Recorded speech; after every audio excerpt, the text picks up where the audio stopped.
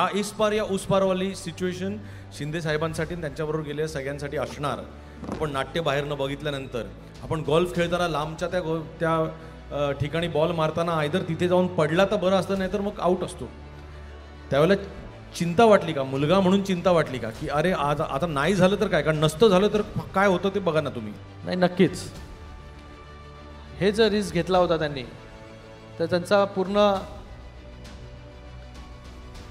आपण म्हणू शकतो की पूर्ण आयुष्य टेन्शन आलं होतं का तुम्हाला? 100% आयुष्य त्यांनी ते रिस्कवरती टाकलं होतं आणि त्यांच्याबरोबर या सगळ्या लोकांनी टाकलं होतं. त्यांच्यावरती फक्त विश्वास दाखवून जे आहेत हे सगळे आमदार जे आहेत, मंत्री जे आहेत, ते त्यांच्याबरोबर गेले. रोज त्या ठिकाणी आपण बातम्या पाहत होतो सगळे की बाबा हे जर झालं नाही तर काय होईल, आणि तेव्हा कोणालाच वाटत नव्हतं की काय होणार आहे. बरोबर, साहेब मुख्यमंत्री होणार आहेत, कोण होणार आहेत, उपमुख्यमंत्री होणार आहेत, काय होणार आहे. मुलगा म्हणून खरंच एक काळजी जी आहे ती मनाला रोज जी आहे त्या दिवशी म्हणजे स्वाभाविक आहे, सगळ्यांना काळजी लागून राहिली होती. परिवारातील लोक असतील, हे सगळे आमचे सहकारी असेल, सगळ्यांना जे आहे काय उद्या होणार ते कळत नव्हतं. पण तरी पण शिंदे साहेबांनी जे आहे ते रिस्क घेतली.